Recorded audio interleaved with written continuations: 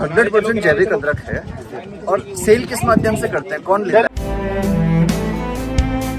आपको एक सपना दिखाया जाता है, सिविल सर्विस ज्वाइन करने का सपना। आईएएस ये वर्ड सुनते ही आपकी आंखों में उम्मीद से भर जाती है। एक गरीब और मिडिल क्लास का बच्चा एक सपना को लेकर पहुंचता है दिल्ली के मुखर्जी नगर। फिर वहां से छोटा सा रूम किराए पे लेके अपना आईएएस बनने का यात्रा को शुरू करता है। कई लोगों के लिए यह एक सपना है और उनकी पेरेंट्स की उम्मीद, और कई लोगों के लिए पैसा, पावर और सोसाइटी में एक चेंज लाने का टूल। इसके बाद एक स्टूडेंट अपना पूरा एफर्ट लगा के मेहनत करके पढ़ाई करना शुरू करता है। सुबह द हिंदू, फिर कोचिंग और कोचिंग से आकर रिवीजन। इन सब के बीच वह बहुत लिमिटेड खाना खाता है ताकि वह सुबह जल्दी जग सके। एक स्टूडेंट कम से कम अपना 6 साल इसमें देने का कमिटमेंट खुद से करता है, या तब तक जब तक उसका लास्ट अटेम्प्ट खत्म ना हो जाए। कोचिंग में एक स्टूडेंट को तैयारी से लेकर आईएएस बनने तक का सपना दिखाया जाता है, या कहें सपना। लेकिन यूपीएससी एग्जाम में फेल होने वाले स्टूडेंट का कोई बात नहीं करता है। कोई नहीं बताता है कि यूपीएससी का एग्जाम अगर नहीं निकला तो उसके बाद वो कहाँ जाएगा, क्या करेगा। मैं इस वीडियो में यूपीएससी का डार्क साइड को दिखाने का कोशिश करूंगा, या आपको समझाने का कोशिश करूंगा। उसके बाद इस प्रोसेस को आपको समझने और इसके बारे में सोचने पे मजबूर कर देगा। इस बार तो निकाल लूंगा।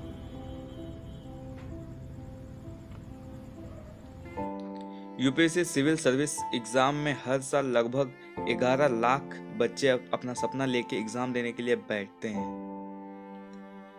जिसमें सिर्फ 1000 सीट की वैकेंसी होती है और आईएएस बनते हैं सिर्फ 180। जो लोग आईएएस बन जाते हैं उनकी ही हर न्यूज़पेपर में फ़ोटो आता है, न्यूज़ चैनल में उनको इंटरव्यू आता है, सोशल मीडिया में छा जाते हैं, सेलिब्रेशन के साथ उनका स्वागत किया जाता है। लेकिन कोई 99% बच्चों के बारे में बात नहीं करता है जो अपना 100% देने के बाद भी फेल हो चुके हैं।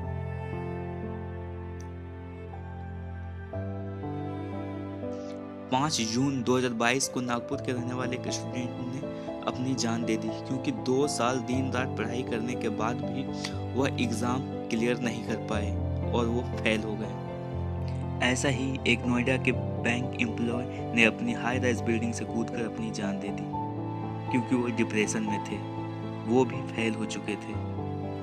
जब मीडिया वालों ने एक यूपीएससी टॉपर ओमकार मधुकर पवार से पूछा कि ऐसा क्या होता है एक एस्पिरेंट के साथ, कैसी क्या मजबूरियां होती है, उनका खुद का सपना पूरा हुआ 6 अटेम्प्ट के बाद।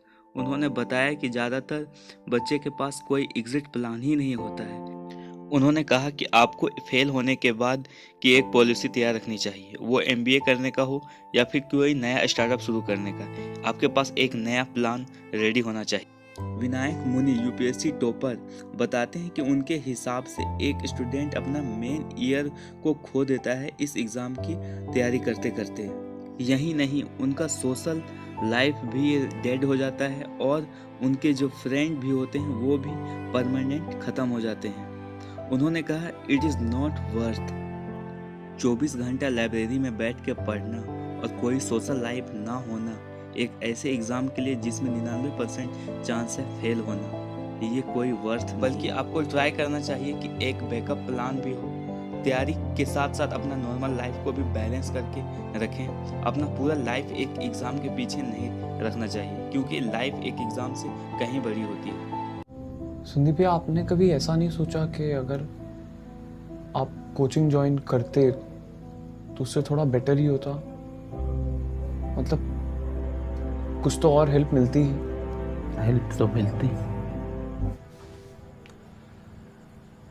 आर्थिक स्थिति ठीक ना हमारी।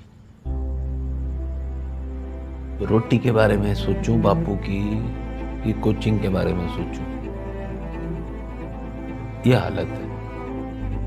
मकर जाओ रखे हैं। साल 2017 में Delhi best IAS coaching centre ALS ने क्लेम किया कि 990 सिलेक्टेड कैंडिडेट में से उनके कोचिंग से 244 कैंडिडेट थे। वहीं बाजीराव एंड रवि, एक और मशहूर कोचिंग सेंटर, ने भी ये क्लेम किया कि सिलेक्टेड कैंडिडेट में से 400 स्टूडेंट उनके कोचिंग के थे।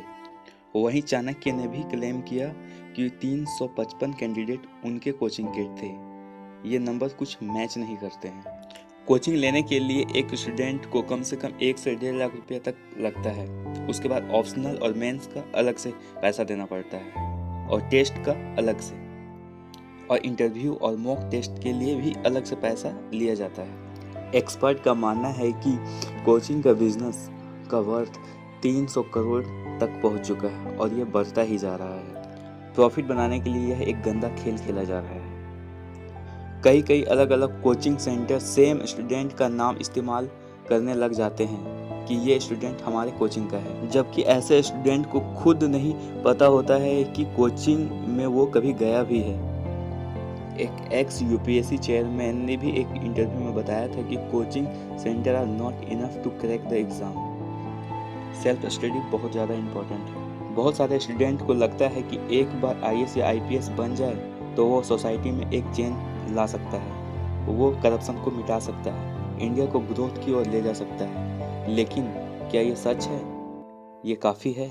ऑनेस्ट आईएएस अशोक खेमके को 29 साल की नौकरी में 54 बार ट्रांसफ़र किया गया। I guess so. This was not a routine transfer. It was a one-off transfer. सरकार किसी की भी हो या किसी भी पार्टी की हो, क्योंकि वो कोई हालत में करप्शन को टॉलरेट नहीं किए और नेता लोग को भी मना कर दिए। इस ऑनेस्ट का सजा उनको मिलता ही गया।